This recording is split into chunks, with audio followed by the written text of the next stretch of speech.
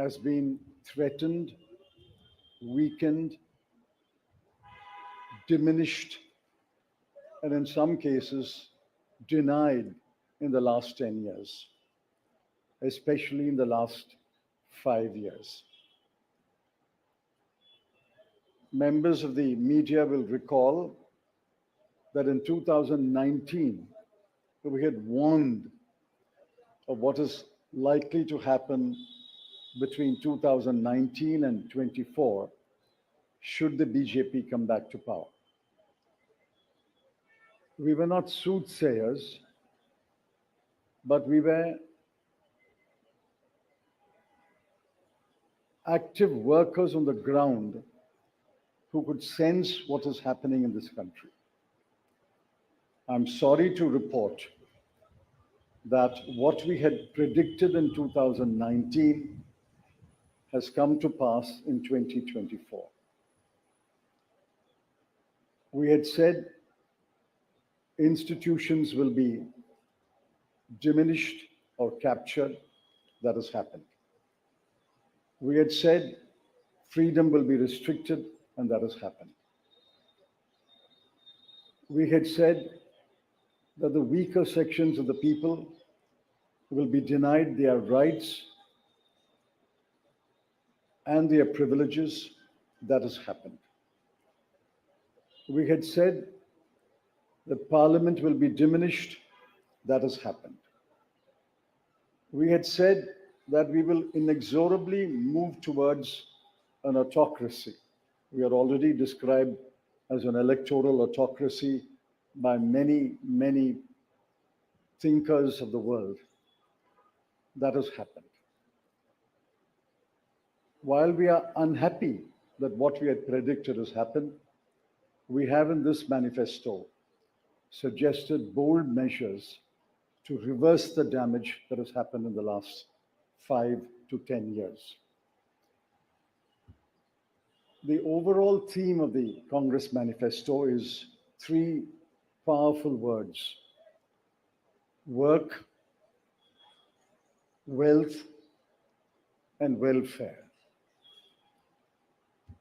I shan't take long. I'll explain each word in one sentence. Work means we must create jobs. If anybody had any doubt, read the report of the ILO that was released 10 to 15 days ago. The government came up with a lame defense through the chief economic advisor, but the defense only made it worse. The ILO report shows that unemployment has assumed monstrous proportions in this country. Yesterday, the media carried a report that 30% of the outgoing class in the Indian institutes of technology, the premier institutions of our country, are unemployed. They have not been placed. Jobs, jobs, jobs is a cry everywhere in India. Work encapsulates that section on work. The sections on work encapsulates what we will do to create jobs. The second is wealth.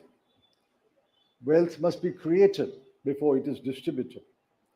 On the contrary, the 5 years of the Modi government shows that wages have been stagnant in this country. The average income of the bottom 50% has either remained stagnant or diminished or decreased for the bottom percentiles. We have to create wealth, and that can only be created by growth. The UPA government delivered 8.5% growth in its first term, 2004 to 2009. And over a 10-year period, Dr. Manmohan Singh's government delivered 7.5% growth. Even the futile attempt by the BJP government to revise the figures made it 6.7%. But over the last 10 years, the average growth is only 5.8, and if you count the year that ended on 31st March, given the inflated figures, it will still be 5.9. The difference between 7.5 and 5.9 may appear to be trivial, 1.6%, but it's not a trivial difference. It is a difference that makes between a moderately slowing economy and a robust economy. So the second broad theme is wealth. We have to create wealth, which means we must have investment, capital investment, private investment, government investment, and foreign investment. Once we create jobs and once we set in motion policies that will create wealth, this country will go back to the high growth path of the UPA governments. The third section, which addresses many aspects of justice, is welfare. So work, creating wealth, which results in welfare. The welfare of whom? I have always accused the BJP government, the Modi government, is a government of the rich, by the rich, and for the rich. This government is driven only by the interests of the top 1% of this country. But we have to look at the bottom 50%. The bottom of the pyramid, the bottom 50% is as important as those who are well off.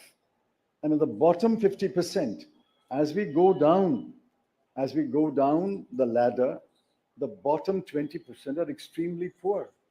It has been estimated that 23 crore people are still poor in this country. UPA government lifted 24 crore people out of poverty. And we promise that if the Congress or a Congress-led government comes to power in 2024, we will lift 23 crore people out of poverty in the next 10 years. That's possible, it's doable, and I conclude by saying the Congress has done it before and we can do it again. I appeal to all of you to spread the message of this manifesto to the nook and corner of this country and ask the people to vote for the hand symbol and to vote for all our allied parties throughout this country. Thank you.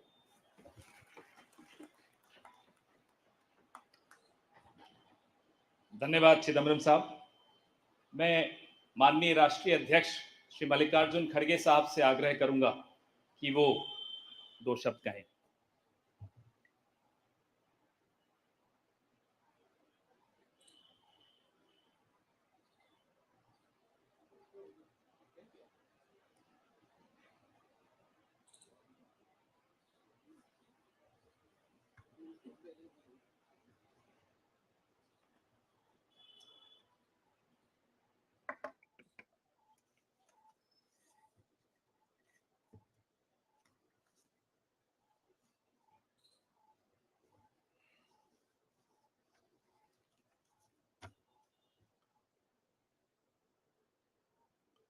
आज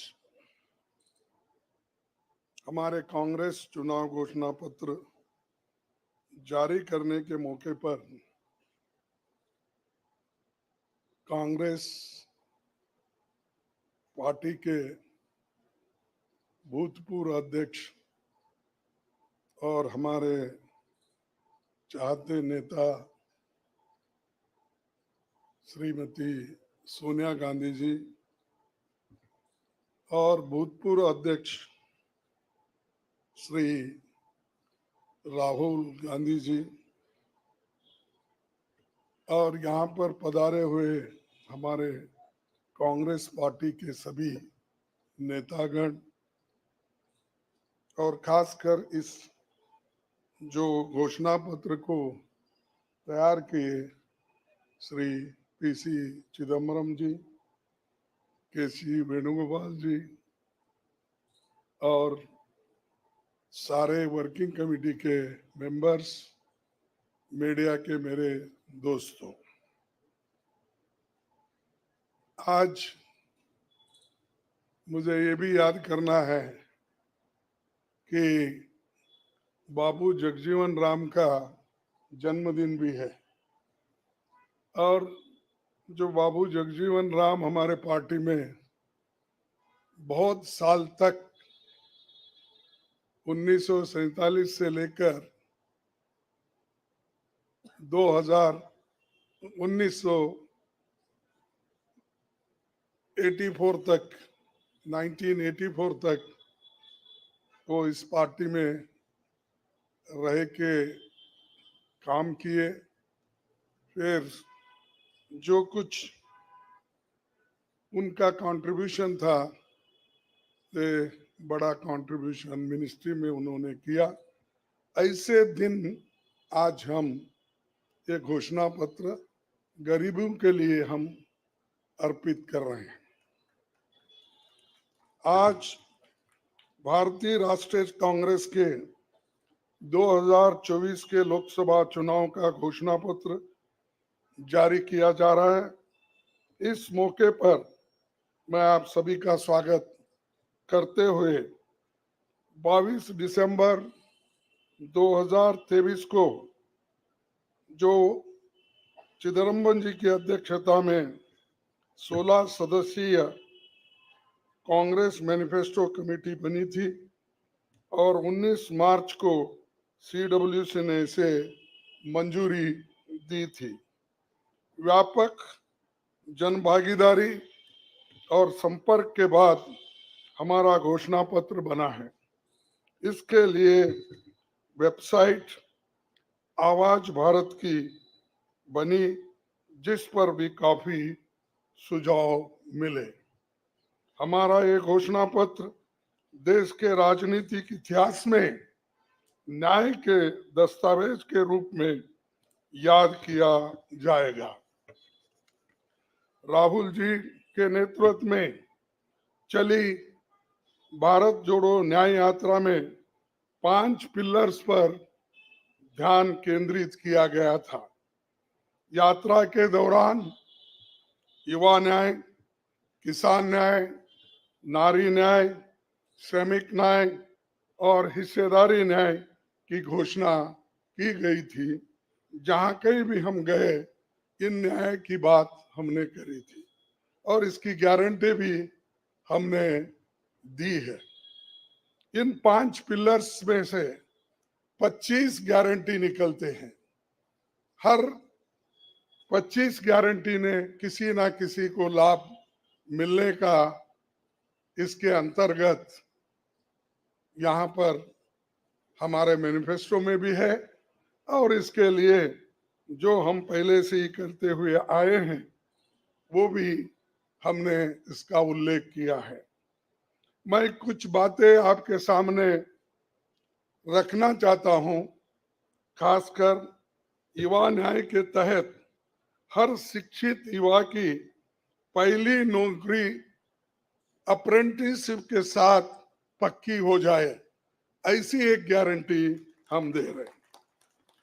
और उसके लिए हम 1 लाख रुपए, उसके लिए हम एक अप्रेंटिसशिप कोर्स करने वालों को खर्च करेंगे और इससे ये फायदा होगा, किसी ना किसी जगह उसको पक्की नौकरी मिलेगी, क्योंकि ये स्किल डेवलपमेंट के तहत और बहुत से इंडस्ट्रीज में इनको काम मिलेगा।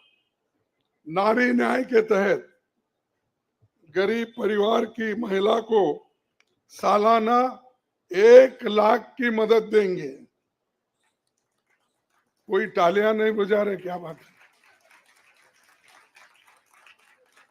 गरीब परिवार की महिला को सालाना 1 लाख की मदद देंगे और किसान न्याय के तहत किसानों की कर्ज माफी और MS की कानून की गारंटी भी हम देंगे। और श्रमिक न्याय, इसके तहत मनरेगा में भी 400 रुपए, ये न्यूनतम, कम से कम 400 रुपए मजदूरी दिया जाएगा। हिस्सेदारी न्याय में सामाजिक आर्थिक समानता के लिए हर व्यक्ति और हर वर्ग की गिनती या जातीय जनगणना होगी, जिससे सबको फायदा हो गया, या किसी के फॉर्म में किसी के अगेंस्ट में ये नहीं है कि हालात को समझने के लिए ये जातीय जनगणना करेंगे, जैसा कि एससी एसटी की जातीय जनगणना होती है। और वैसा ही जो पिछड़े लोग हैं और भी ये अपर कास्ट में भी गरीब लोग हैं, सबकी हालत क्या है ये जानने के लिए हम जातीय जनगणना कराएंगे और इसका फायदा हर वर्ग को मिलेगा। हमारे घोषणा पत्र में संवैधानिक न्याय कॉन्स्टिट्यूशनल जस्टिस खंड में लोकतंत्र बचाओ, भय से मुक्ति से लेकर मीडिया, न्यायपालिका आजादी, भ्रष्टाचार के खिलाफ मुहिम जैसे मुद्दे, कला संस्कृति जैसे विषय भी है। आर्थिक न्याय इकोनॉमिक जस्टिस खंड में आर्थिक नीतियों, बेरोजगारी, टैक्सेशन और टैक्स रिफॉर्म्स, ये सारी चीजें उसमें हम लाएंगे। इंडस्ट्री और इंफ्रास्ट्रक्चर पर ठोस काम हम करेंगे।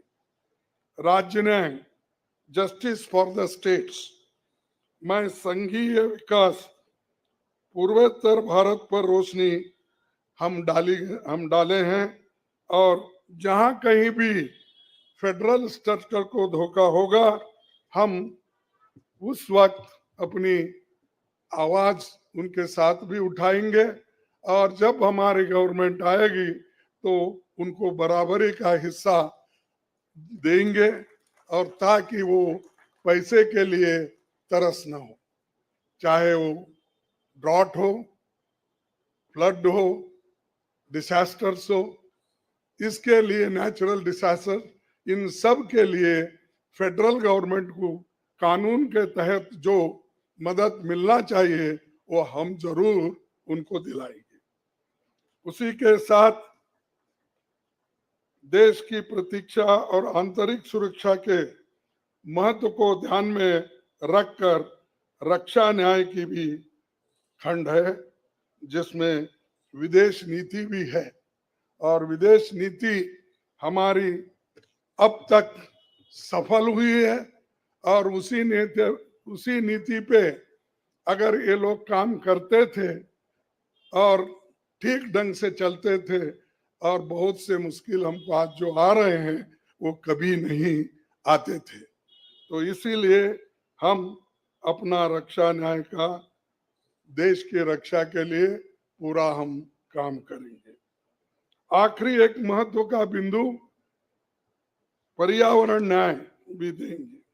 आप सभी से मैं अनुरोध करूंगा कि घोषणा पत्र को बारीकी से देखें, पढ़के इसमें आपको भविष्य के भारत की शानदार नया तस्वीर दिखेगा, और इसके लिए आप ठीक ढंग से आप काम कर सकते हो। आजादी के बाद 1951-52 में चुनावों से राजनीतिक दल घोषणा पत्र जारी करते समय बहुत से दावे करते हैं लोग, पर कांग्रेस हमेशा जमीनी हकीकत पर चलती है। 1951 में पंडित जवाहरलाल नेहरू के नेतृत्व में हमारा जो घोषणा पत्र जारी हुआ, उसका नाम था व्हाट कांग्रेस स्टैंड्स फॉर। उसका नाम था what Congress stands for.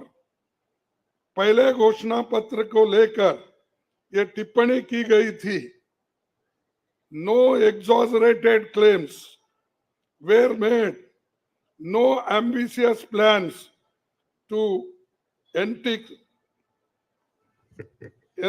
entice public or deceive the electorate had been placed before them. A realistic view of what was capable of achievement and implementation alone was presented. ये पंडित जवाहरलाल नेहरू जी के जमाने में घोषणा पत्र दी थी जो रियलिस्टिक है, जो ग्राउंड लेवल पे हम कर सकते हैं, उसी के बारे में उन्होंने बोला था। किसी को फंसाने के लिए नहीं, झूठ बोलने के लिए नहीं, हम जो भी कहते हैं वो करके दिखाते हैं, ये उनका कहना था। और वही आज भी हम कर रहे हैं, जो कर सकते हैं वही हम इसमें घोषणा पत्र में लिखे हैं। और बहुत से हमारे विद्वानों से भी हम बात किए हैं कि इसमें क्या कर सकते क्या नहीं कर सकते, उनके सलाह के मुताबिक ही आज हमने ये सारी चीजें आपके सामने रखे हैं। ये हमारा 139 ईयर्स साल का शानदार इतिहास है। ये देश के सामाजिक आर्थिक विकास की गति को बहुत तेज करेगा। किसानों, मजदूरों और महिलाओं, युवाओं, गरीबों, वंचित तबकों के विकास के जो बंद दरवाजे हम खोलेंगे, क्योंकि ये मोदी सरकार में ये सारे दरवाजे गरीबों के लिए, महिलाओं के लिए, युवाओं के लिए बंद है। हम जब सत्ता में आएंगे ये दरवाजे सब हम गरीबों के लिए खोल देंगे, उनका विकास करेंगे, ये हमारी प्रतिज्ञा है। डॉक्टर मोदी जी, डॉक्टर मनमोहन सिंह के नेतृत्व वाली हमारी यूपीए सरकार की बहुत आलोचना करते हैं, लेकिन उस 10 साल में हमने मनरेगा, राइट टू एजुकेशन, आरटीआई, खाद्य सुरक्षा, वनाधिकार, भूमि अधिग्रहण कानून और रेहड़ी पटरी वालों की अधिकार समेत कई कदम हमने उठाया है। और उसकी जो कर्ता धर्ता है श्रीमती सोनिया गांधी जी यहाँ पर मौजूद है। उन्होंने बारीकी से इन मनरेगा को और खास करके फूड सिक्योरिटी को बहुत लड़ा, क्योंकि मुझे मालूम है, सब चीज मैं यहाँ पर नहीं कह सकता, कि उन्होंने इतने ये 2-3 प्रोग्राम के लिए बहुत गुस्से में रहते थे। जब तक वो इम्प्लीमेंट नहीं होता तब तक वो खामोश नहीं बैठे और कैबिनेट के लोगों को बोलते रहे थे कि ये क्या हुआ। जब हुआ तब वो भी खुशी मना लिए और हम भी लोग बोले कि भाई ठीक हो गया। और जब बाहर इसका गया कि जो ये मनरेगा का, फूड सिक्योरिटी का और कंपलसरी एजुकेशन का ये जो संदेश बाहर गया, तब लोग सभी खुश होने लगे, सभी बोलने लगे ये बहुत अच्छा यूपीए गवर्नमेंट ने किया, सोनिया गांधी जी ने किया। ये बात बाहर आ गई। इसीलिए ये हमारा जो पहले से गरीबों के लिए वायदे थे वो हम पूरे करेंगे। मोदी जी 10 सालों में इसके मुकाबले का एक काम भी नहीं कर सके। आप बताइए कौन सी ऐसी बड़ी फैक्ट्री जो एम्प्लॉयमेंट क्रिएट कर सकती है, जो नेहरू जी के जमाने में बने वैसे कोई एक बड़े बड़े काम उन्होंने किया है। जिस देश में एक सुई नहीं बनती थी, उस देश में पंडित जवाहरलाल नेहरू, इंदिरा गांधी जी ने रॉकेट बनाकर उड़ा कर दिखाया। और बहुत से जो साइंटिफिक योजनाएं थी हमने बनाए। अब मोदी जी के जमाने में तो गालियां देने का छोड़ के दूसरा तो मैं नहीं सुना। और उसके अगर कोई छुपे हुए काम है तो मेरे को बताओ, ताकि मैं भी उसकी प्रशंसा करूंगा। लेकिन आज हम गारंटी जो भी दे रहे हैं, हम चंद स्टेट में करके दिखाए हैं। हिमाचल में करके दिखाए, कर्नाटक में करके दिखाए, तेलंगाना में करके दिखाए। जहां कहीं भी हमारी सरकार है और राजस्थान में भी हमने कई नई चीजें की, वहां भी करके दिखाए। तो ये हम जो कहते हैं, मैं पहले ही कहा, वो हम करते हैं और हम डरते नहीं है करने के लिए। हमारा कितना भी नुकसान हो, लेकिन गरीबों के लिए हम करते रहते हैं। ये हमारा पहले से कार्यक्रम है। और मैं चंद बातें इस मौके पर, थोड़ी देर हो गई तो क्षमा चाहता हूं, मैं चंद बातें आपके सामने रखना जरूरी समझता हूं। और आज क्या हो रहा है, विपक्षी नेताओं को जेल में बंद किया जा रहा है। चुनाव में सबको समान अवसर नहीं है और कई मुकदमे एक के ऊपर एक, छोटी छोटी, और हमारे पार्टी के ऊपर इतना बड़ा जुल्म किया और इतने हमारे को पेनल्टीज डाले। 3,567 करोड़ रुपए का हमारे ऊपर उन्होंने पेनल्टी डाली। क्या ये लेवल प्लेइंग ग्राउंड है? और ये हमारे ऊपर आज हो रहा, कल मीडिया के ऊपर होगा, मीडिया हाउसेस के ऊपर होगा, सबके ऊपर होगा। तो इसीलिए इस देश के डेमोक्रेसी को बचाना है, संविधान को बचाना है। इसलिए हम सब लोग, देश के लोग, एक होना चाहिए और लड़ना चाहिए। और जो ऑटोक्रेटिक मोदी साहब है, उनको हटाना चाहिए। ये मेरा आपसे विनंती है। जब तक आप ये काम नहीं करेंगे, तब तक हम सिर्फ बातों से नहीं होगा।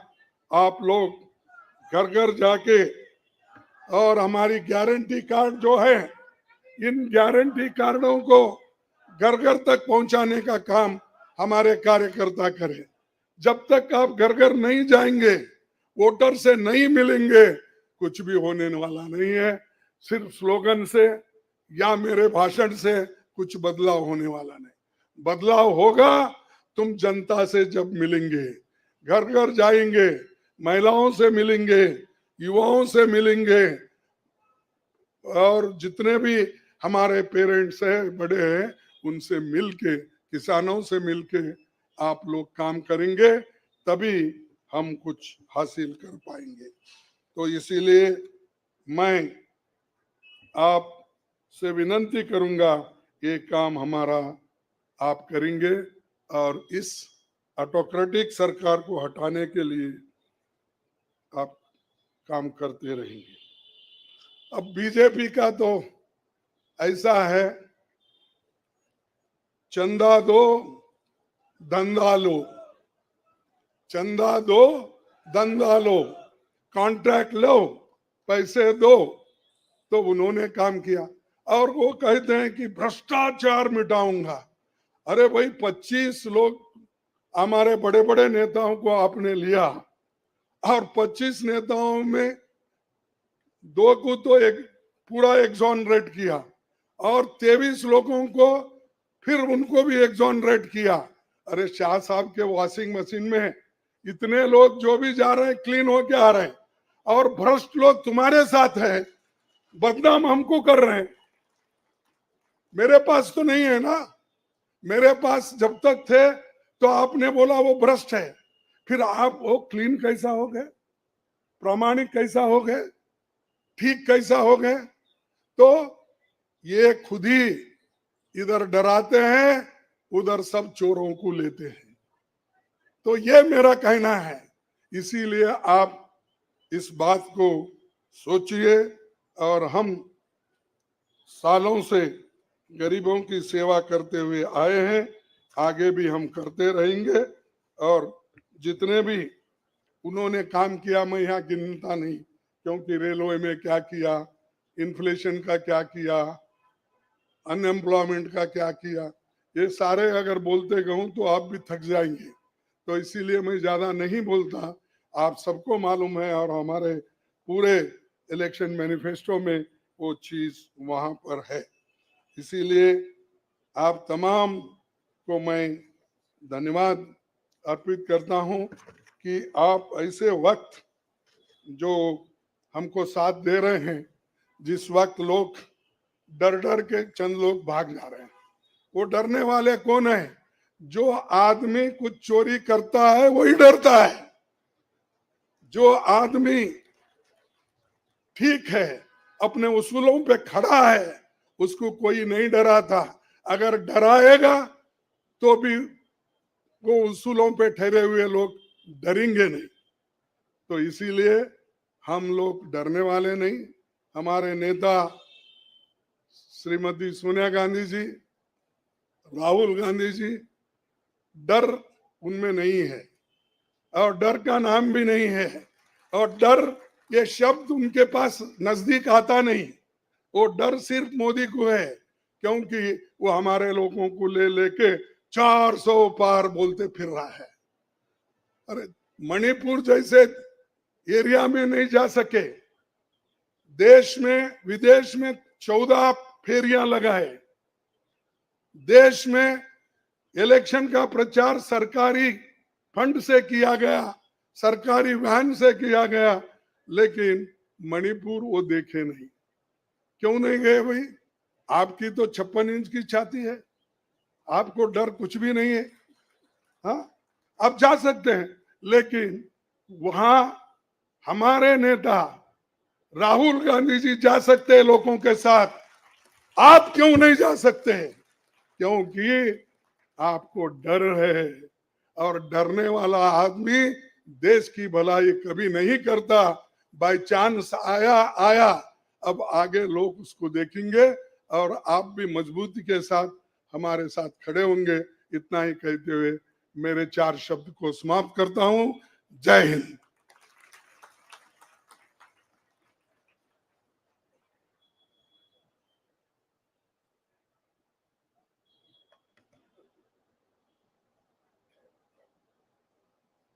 धन्यवाद खड़गे साहब। मीडिया के मित्रों, आपके मोबाइल पर सॉफ्ट कॉपी हिंदी और अंग्रेजी की हमारे न्याय पत्र की पहुंच चुकी है। कार्यक्रम के पश्चात उसकी फिजिकल कॉपी भी आपको दे दी जाएगी। कार्यक्रम को आगे बढ़ाते हुए अब 10 मिनट आपके सवाल जवाब होंगे और इसमें अनुशासन रखिएगा।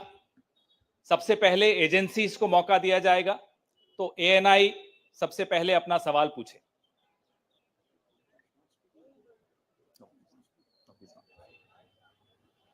माइक दे दीजिएगा मीडिया के साथियों को।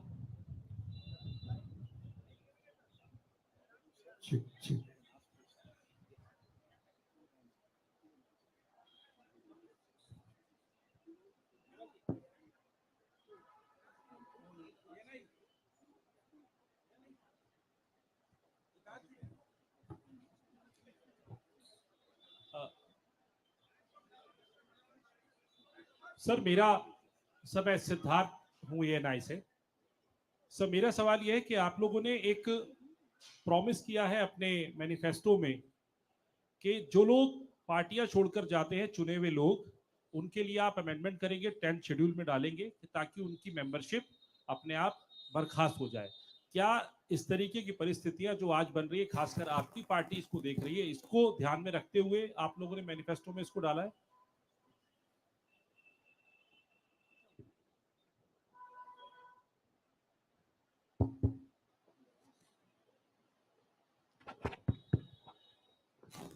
You are asking about the anti-defection law, which is now in the 10th schedule. Over the years, political parties, especially defectors, have exposed the limitations of the 10th schedule. So the 10th schedule has to be amended. Check. What is he saying? The 10th schedule is to be amended. Our position is that moment a defection takes place, he should be instantly disqualified.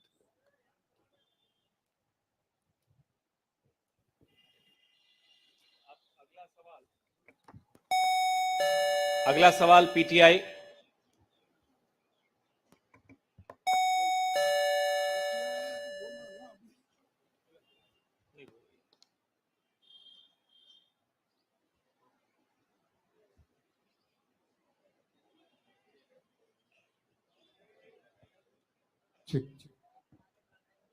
Sir, the focus of the manifesto is on the 25 guarantees that the Congress has already announced. So will this election be a fight between Congress's guarantees and Modi ki guarantee?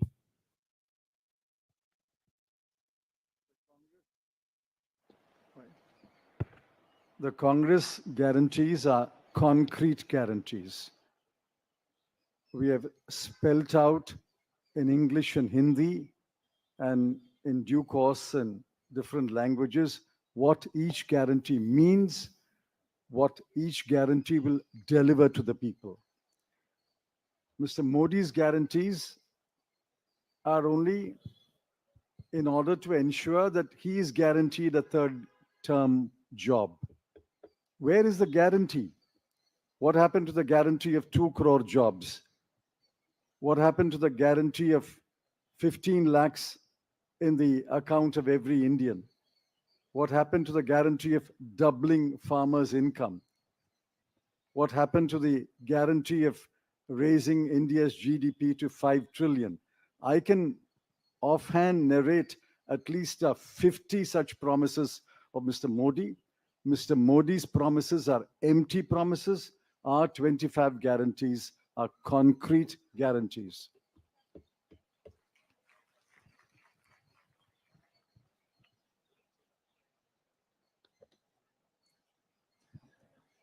Good afternoon. I agree with what Mr. Chidambaram ji said. But this election is about those who are trying to destroy the constitution and destroy democracy in this country versus those who are trying to protect the constitution and protect democracy in this country. We do believe that it is very important, once this fight is won, that we look after the interests of the vast majority of our people, that India is not run for 2 or 3 large conglomerates, large businesses, that it is run for the vast majority of people, that we are not a nation of monopolies. We are a nation where there is fair competition among businesses. So I think it's important to understand that this election is a fundamentally different election. I don't think democracy has been as much at risk. The constitution has been as much at risk as it is today. In Hindi, sir. ये जो चिदम्बरम जी ने कहा उससे मैं सहमत हूं, मगर ये जो चुनाव है ये लोकतंत्र को और संविधान को बचाने का चुनाव है। एक तरफ एनडीए नरेंद्र मोदी जी जो कॉन्स्टिट्यूशन पर आक्रमण कर रहे हैं, लोकतंत्र पर आक्रमण कर रहे हैं, इंस्टीट्यूशंस को कैप्चर कर रहे हैं, और दूसरी तरफ इंडिया अलायंस जो कॉन्स्टिट्यूशन की रक्षा करता है, लोकतंत्र की रक्षा करता है। तो ये चुनाव इन दोनों फोर्सेस के बीच में है। धन्यवाद। मौसमी सिंह, आज तक।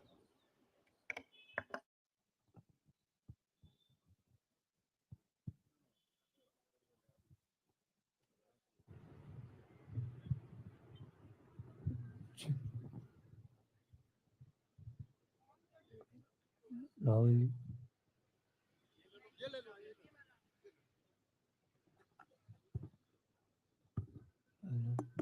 हेलो, मेरा सवाल मैडम सोनिया गांधी से है। मैम, अगर आपसे सवाल,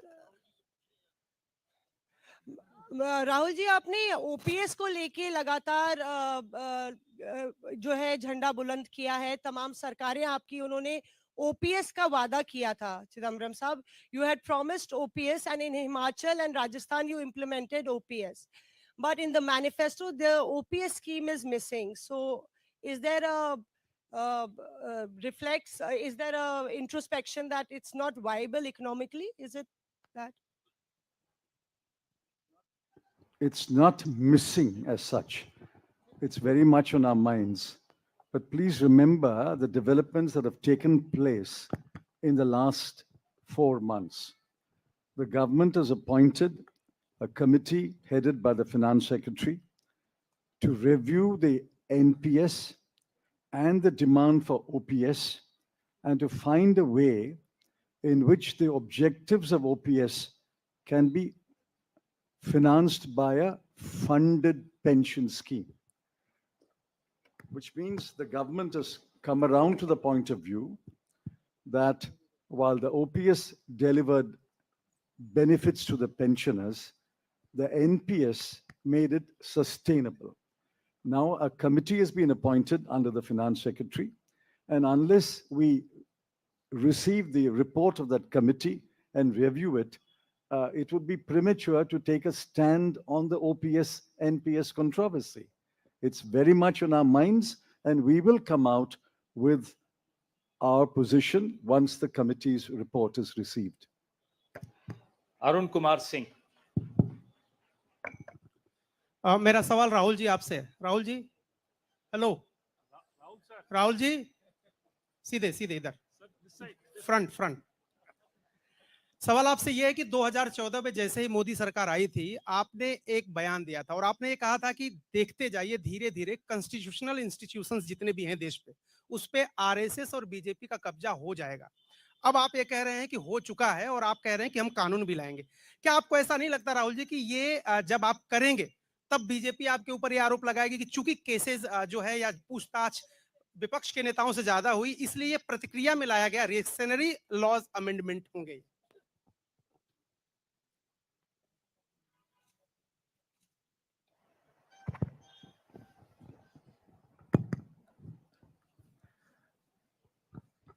सबसे पहले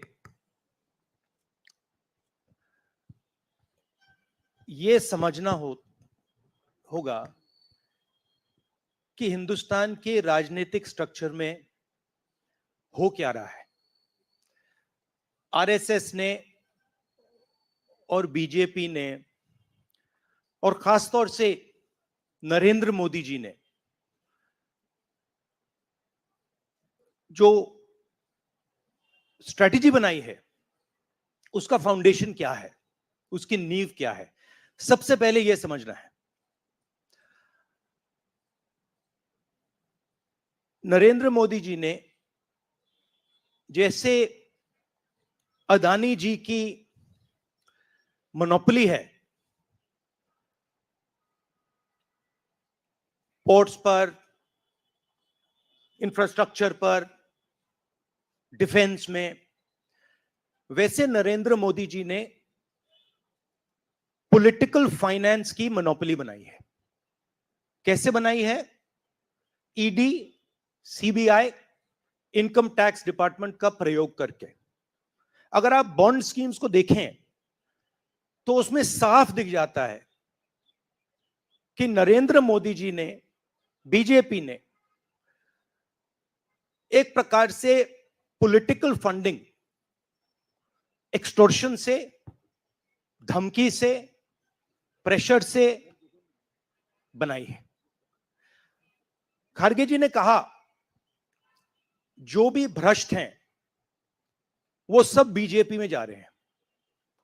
उसका कारण है क्योंकि नरेंद्र मोदी जी चाहते हैं कि पॉलिटिकल फाइनेंस की मोनोपोली उनके हाथों में हो। अब हमारे बैंक अकाउंट बंद कर दिए, हमारे पास ओरिजिनल रास्ता जो था वही हमारा रास्ता है। हम जनता के साथ जाकर मिलकर उनके लिए लड़ते हैं। ये जो मैनिफेस्टो बना है, ये मैनिफेस्टो कांग्रेस पार्टी ने नहीं बनाया है। ये मैनिफेस्टो हिंदुस्तान की जनता ने बनाया है।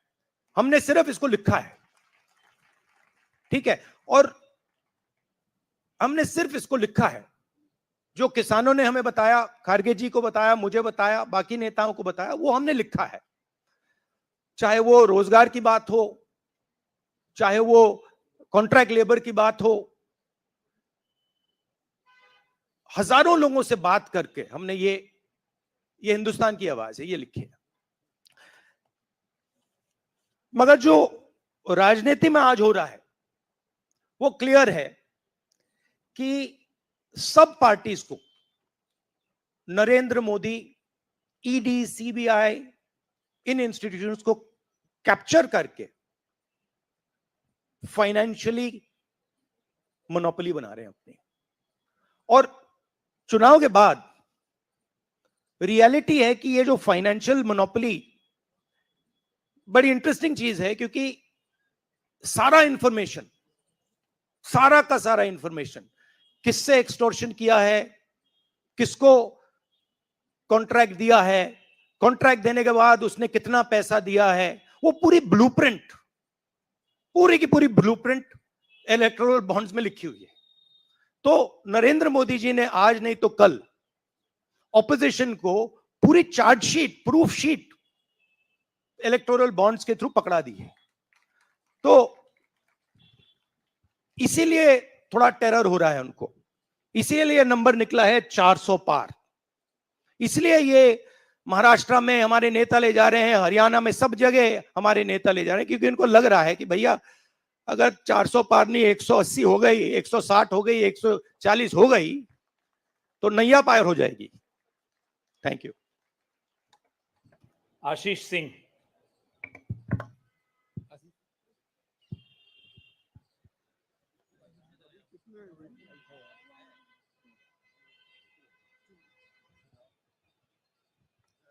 राहुल जी, लास्ट टाइम पिछले लोकसभा चुनाव में राहुल जी आपने मुझे याद है कहा था, you were convinced that time कि मोदी जी जा रहे हैं, मोदी जी का वक्त खत्म हो गया है। ऐसा हुआ नहीं, होता है राजनीति में। इस दफा नरेंद्र मोदी को आप कितनी बड़ी राजनीतिक चुनौती मानते हैं सर 2024 के चुनाव में? देखिए, 2019 में ये शुरू हुआ, आज ये एक तरह पीक पे पहुंच गया है। हिंदुस्तान के सारे इंस्टीट्यूशंस उनके हाथ में हैं, पॉलिटिकल फाइनेंस की मोनोपोली उनके हाथ में है, CBI, ED, income tax, EC, ये सारे के सारे बीजेपी के हाथ में है, बीजेपी के कंट्रोल में है। तो जैसे मैंने अपने भाषण में कहा, cricket match is a rigged match, cricket match is not a fair match. उसमें चाहे सोशल मीडिया की बात करें, आप हमारे नेताओं के, ऑपोजिशन नेताओं के सोशल मीडिया देख लीजिए, मेरा यूट्यूब देख लीजिए, मेरा फेस टाइम देख लीजिए, फेसबुक देख लीजिए, इंस्टाग्राम देख लीजिए, तो ये सारा का सारा स्ट्रक्चर कंट्रोल्ड है, रिग्ड है। इसलिए बहुत जरूरी है कि जनता इस बात को समझे कि ये नॉर्मल चुनाव नहीं है, ये लोकतंत्र को बचाने का, संविधान को बचाने का चुनाव है, और इसको लड़ना और जीतना बहुत जरूरी है। ये चुनाव 2-3%, 5% और बाकी हिंदुस्तान के बीच में चुनाव है, और जो बाकी हिंदुस्तान चाहता है वो इस मैनिफेस्टो में है, और जो 2% चाहता है, जो अदानी जी चाहते हैं, वो आप उनका मैनिफेस्टो देख लीजिए, आपको पता लग जाएगा, उसमें उनकी रिक्वेस्ट लिस्ट पूरी की पूरी आपको मिल जाएगी। Thank you. आखिरी सवाल कुमार विक्रांत सिंह।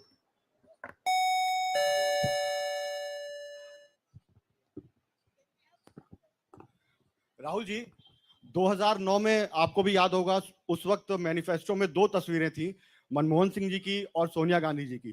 पूछा गया था पीएम कैंडिडेट कौन होगा, सोनिया जी ने अपनी तस्वीर छुपा ली थी। आज 2 तस्वीरें हैं, राहुल गांधी जी की और खड़गे जी की। कोई तस्वीर छुपाएंगे, कोई दिखाएंगे? नहीं, ये आप बड़े डिस्ट्रैक्शन वाले क्वेश्चन पूछते हो। देखिए, इंडिया गठबंधन में डिसीजन लिया गया है कि हम मिलकर एक साथ आइडियोलॉजिकल चुनाव लड़ रहे हैं। चुनाव जीतने के बाद लीडर कौन होगा, प्राइम मिनिस्टर कौन होगा, वो पूरा का पूरा जो कोलिशन है वो मिलकर डिसाइड करेगा। Thank you. धन्यवाद। अब कार्यक्रम की समाप्ति से पहले श्री केसी वेणुगोपाल कल के कार्यक्रम के विषय में आपसे 2 शब्द कहेंगे। Dear friends, today we are already released the Brother, he wants South media chance. इन्हें माइक दीजिए जो साउथ इंडिया से हमारे जो साथी हैं, और ये आखिरी सवाल होगा। चिक चिक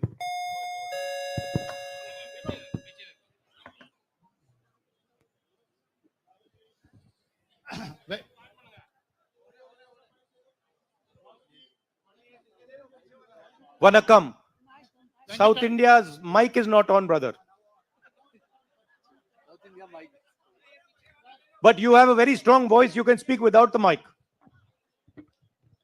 Sir, Vanakkam. Vanakkam. Venkatraman from Dinamalar from Tamil Nadu. Advance congratulations to the Congress party, because due to this serious campaign by the DMK party and Congress leaders, you are going to get 10 out of 10 seats from Tamil Nadu in the forthcoming parliament election.